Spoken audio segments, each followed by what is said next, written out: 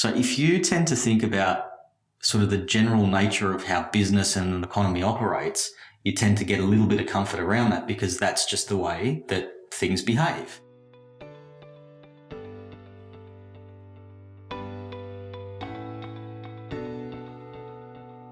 Welcome to 360 Money Matters, where financial planners Billy and Andrew talk all things financial planning. This podcast aims to increase your knowledge and confidence with all things money. Each week, they will cover topics like wealth creation strategies, investment principles, creating passive income, paying off your debt faster, and much, much more, so you can live a life on your terms without limits. Hello and welcome back to another episode of the 360 Money Matters podcast. I'm Billy and I'm joined by my co-host, Andrew. Bills, here we are again, back in the 360 recording studio. We are, Andrew, favourite time of the week, bringing a whole heap of value to our listeners and our viewers, and we're recording this a few days before it's going live, so important to time stamp this, or date stamp it essentially. Given the episode. We're doing this on a Friday. The episode's going to be coming out on a Wednesday. Yep. Andrew, what are we talking to everybody about today? Yeah, so today normally it'd be a market wrap is normally what you'd go through, but given that there's been so much volatility in investment markets around the last month or so, we're going to talk a little bit around what's been happening in investment markets, why there's been so much volatility, and ultimately, what do you do with it? I think that's the ultimate question. What do you do with it? I mean, let's get straight into it. We're talking about some pretty significant movements in investment markets right across the world. I mean, we'll talk data and stuff in a sec, but look, I really want to use this as an opportunity to ask the question and say, why is what we're seeing, the level of decline, the level of volatility, why has it been happening? We all know the answer, but there's only one person that we can turn to for that answer, Billy. Warren Buffett? Donald Trump. We will talk about Warren Buffett because I've got a quote in here for him later on. But you're absolutely right. What do we say? The shine is well and truly coming off. Yeah, I mean, look, is it coming off? Is he being overly aggressive? How it's going to ultimately play out is not known, but what has happened is known, and what has happened has been a fairly significant decline in markets across the world, really. Yeah, and look, let's be realistic. I mean, the aggressive policy stance that the states have been taking, obviously led by Donald Trump, the tariffs that he's proposing to impose on countries, that he has imposed on countries, has basically started to shake investment markets, and investment markets are really getting concerned that it creates an environment that's not conducive to growth. Yeah. There's more uncertainty, costs obviously increase, and it basically does the opposite to what you want to see happen.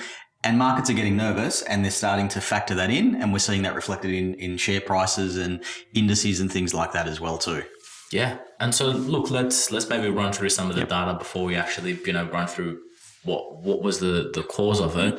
But S&P 500, that index fell 10.1% from its recent high in 2023. NASDAQ, even worse, so 13.8% from its record high. Mm-hmm. Over to home, you look at Australia. Australia or ASX 200 is 8.4% from its all-time high. Mm-hmm. Yeah, Australian share market lost 45 billion in a day, which was the biggest shed in the Australian share market that's ever happened over that period of time. Saw the Australian dollar depreciate. Yep. I mean, it's a bloodbath out there is one way to put it. Look, it's and it's not surprising. I mean, not that it's not surprising. I mean, let's try and put some context around this. There's really a few things with this, but firstly, investment markets were at all-time highs. So if you consider that just in terms of how things operate, they're up pretty high, so they've got a far way to fall. Yeah. They're falling from a higher height, if that's kind of a way to sort of think about it. Market corrections, even though this has been what we were talking about, Donald Trump, even though that's been the catalyst to it, market corrections are a normal part of the investing cycle. So not downplaying sort of what's going on and stuff like that.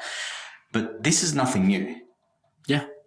Maybe the stuff that's causing it is new or unprecedented. But in saying that, we see this stuff, it's part of the economic cycle, and it's got to be expected when you're at all-time highs that at some stage you're going to hit a peak and start to come off. Yeah, exactly right. And if you listen back to some of our earlier episodes when we were talking a little bit about, okay, if Trump does come into power, so this was before a US election, what he was talking about was tariffs. What he was talking about was bringing manufacturing and bringing the economy back to the United States.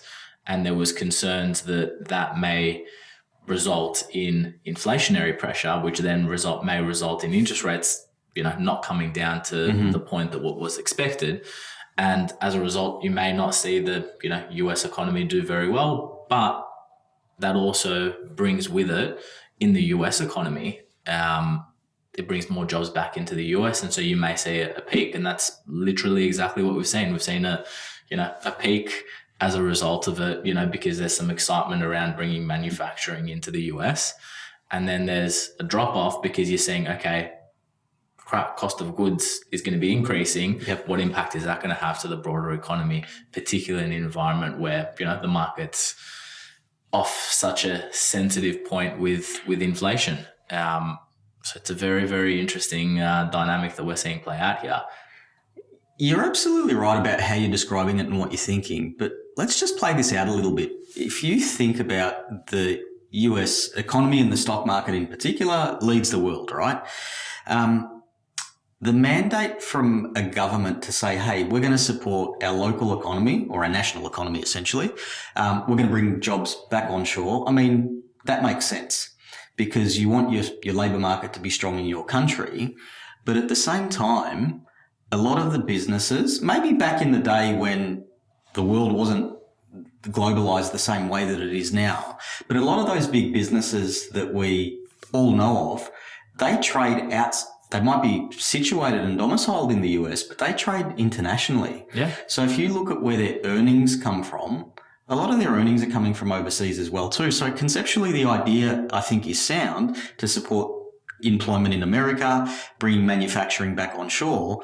But if you're selling goods and services to countries and you've gone and pissed them off because you've raised tariffs, and then all of a sudden it's making your goods and services more expensive, or it's on the nose. We're starting to see a little bit of that coming through the media with things like, the Australian Made campaigns and stuff like that. If they decide to boycott American companies, then you've kind of bitten your nose to spite your face. Yeah. Yeah. So it's going to be really interesting to see how this plays out. Hopefully we get through it very, very quickly. Some confidence returns back to the market, and it's just a blip in time and we can get on with things. Yeah, exactly right. But I mean, look, and I think Tesla's maybe, perfect example of exactly what you're talking about. You're talking about an American company that manufactures its cars in China. And so all of a sudden, when you're trying to bring those cars back into China, are, needing to pay tariffs as a result of it. And look, tariffs that, Trump is imposing are for a variety of reasons. One is economic, but I think that he's also he's trying to push his own political agenda by the use of tariffs. And you're seeing that with, Mexico and Canada, and he's trying to, stop illegal immigration coming across the border and, force those countries in order to be able to, to do their share in, or what he says is their share in stopping illegal immigration. And he's doing that by imposing tariffs, which isn't for a financial reason, but rather just to push his own political agenda. And then you also throw into the mix, which pushed markets back into, even more of a frenzy, the very public display between Trump and Zelensky, or the Trump administration and Zelensky, and how very publicly that relationship fell over, and what that means for Europe and what that means for the security of a country like Ukraine and the European economy. And all of a sudden, markets have really, I was going to say been jumping up and down, but no, they've just been just diving down. It's, it's interesting. If you consider the amount of issues that he's trying to tackle, we'll put it nicely. Yeah. You've obviously got this whole thing about tariffs leading the charge, getting involved in the Ukraine and the Russia conflict, basically throwing his weight around, making an absolute fool of himself and his administration in front of the world in terms of how they treated Zelensky. And now at time of recording, they've gone and brokered the deal on the Ukraine side. I don't think Russia's going to play ball. So my point being, I mean, how does this then impact what we're talking about? It leads to less consumer confidence. There's more concern that we are approaching a recession. Obviously, we've hit correction territory. We've moved more than 10%, which is the definition of it. So if we are in a position where it's looking like it's going to head into a recession, then this behavior from the markets is expected. Yeah. I guess the thing from our perspective that, will bring a bit of comfort to our listeners and our viewers is, what do we do about it? What are some of the things that we can do to position ourselves? How do we navigate through this? Because the truth is, every time you turn on the TV or the news or whatever, it's definitely not good news. And who knows what's going to be the circuit breaker with this? I don't think Donald Trump's going to wake up one day and just decide to stop. His ego is going to force him to play this out, even if he's wrong. So we'll wait and see where that ends up. Yeah. And look, I think that with all of this, and this is a point in time and a catalyst, but I think that pretty much at any point in time when you look at an investment journey, there's always something, right? 100%. I mean, this time it's Trump and tariffs, and, the previous time it's inflation. The previous time, or throughout that period, it's interest rates at any point in time. It's COVID. Yeah, it's COVID. It's, we, didn't experience it during COVID, but we're now feeling the blowback after COVID because of, all of the government spending that was afterwards. It's the serenity. There's always a reason for markets to be concerned about a recession. And it can be very easy to say either one of two things. One, I need to sell out before a recession happens. Or if you're not in the market, I need to wait until a recession happens and then maybe I can time it perfectly and jump in. And that's a really tempting scenario to ultimately fall into. And yeah, for us, that's, if you can time it perfectly, fantastic. But it's a very difficult feat, and 9 times out of 10, you're better off just dollar cost averaging, putting money in on a regular basis and making sure that you're purchasing assets while markets are declining, while markets are going up, and averaging out your buy price. Is this the opportune time to talk about I could see the smirk on your face. Our main man, Warren Buffett. Actually, they were looking at the US billionaires index recently, and the only one, not the only one, but the one that has made the most amount of money. All the other billionaires have been dropping like flies in terms of their worth. Warren Buffett's has gone up by like $13 billion.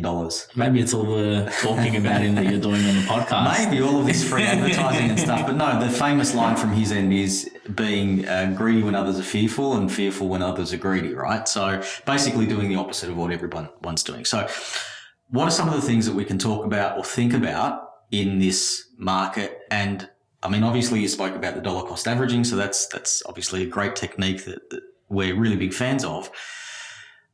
But I just want to sort of take a step back and go, if you tend to think about an economy, stock markets, investment returns, the way that businesses operate, take it down to a micro level and think about a business, and you're going, okay, this year we're going to do X amount in sales, X amount in profit.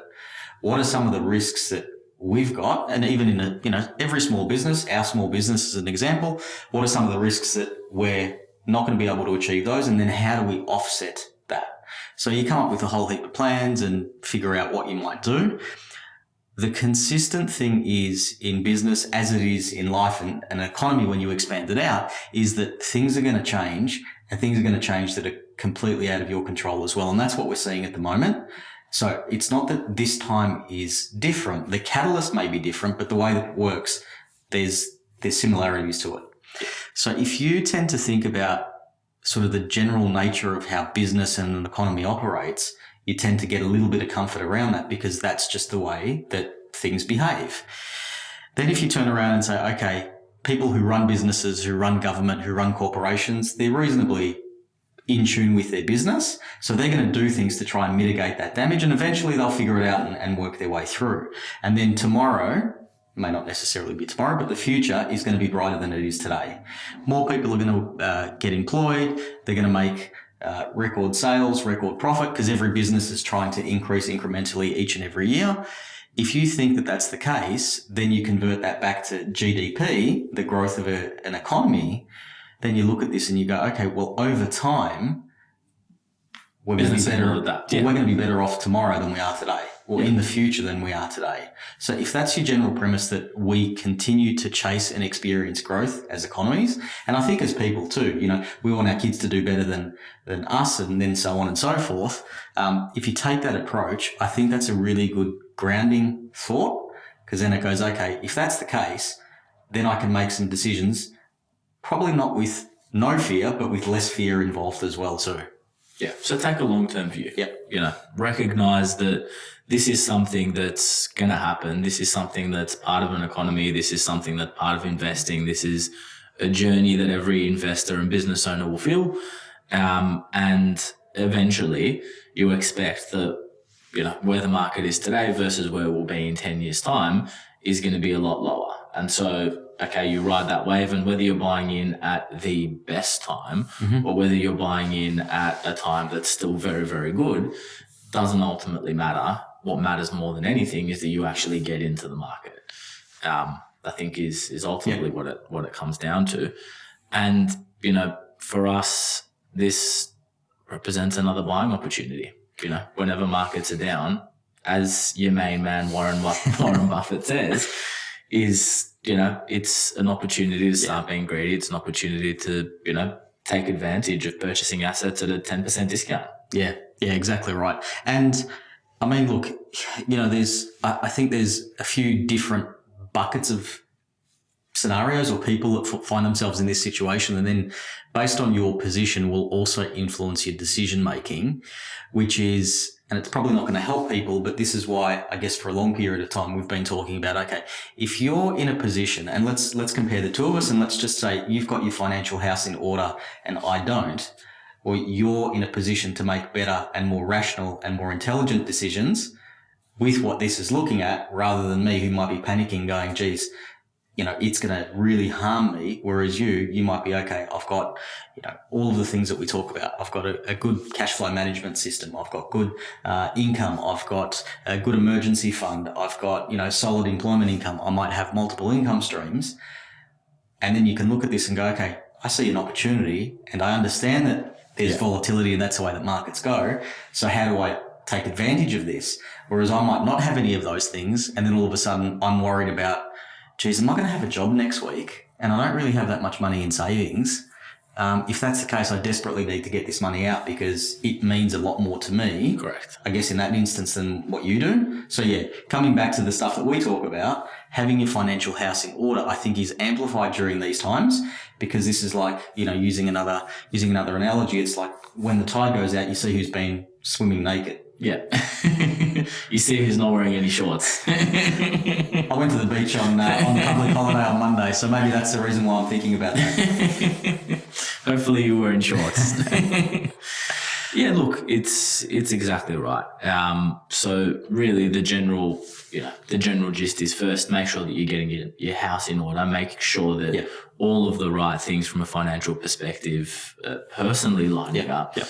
And then you can look at, events like this when they do happen as an opportunity, rather than something that's going to take you short or show the world that you're not wearing any shorts. Hey, it might be your thing, who knows, right? So, look, and that's it. And if you consider, there's investing and then there's speculating, but if you think about some of the companies that are available for us to invest in, like those, you'll know the companies, we can't mention any names or what have you, but there's high quality companies that are out there that you may look at this and say, hey, this represents or is starting to represent really good value and a really good buying opportunity. Yeah. Because with those businesses, proven performers over time, strong management structure, really good balance sheet, strong profitability, all of a sudden you go, I really love the business.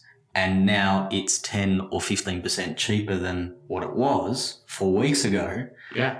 Hey, I'm going to add this to the watch list. And then when the timing's right, when I feel like I'm ready, I'm going to go for it. Or I might start buying into it progressively and dollar cost average in. Yeah. So there's some really good quality businesses out there that are looking quite attractive from a valuation perspective. Yeah. Looking at the opportunity. Exactly right. Yep. Exactly right. Bills, I think that summarizes it very nicely. So hopefully our listeners and our viewers got a bunch of value out of that one. And if you did, like, subscribe, and we look forward to catching you on the next podcast. Thanks. Thanks for listening today. If you have any questions on what we talked about or would like to have a chat about your money journey, visit us at 360fs.com.au. Just a reminder to our listeners that the information contained in this podcast is general in nature and it is not intended as personal recommendations for the audience. Please consider whether the information suits your circumstances before acting on it. This information is provided by Billy Amiridis and Andrew Nicolaou of 360 Financial Strategists Pty Ltd, authorized representatives and credit representatives of AMP Financial Planning.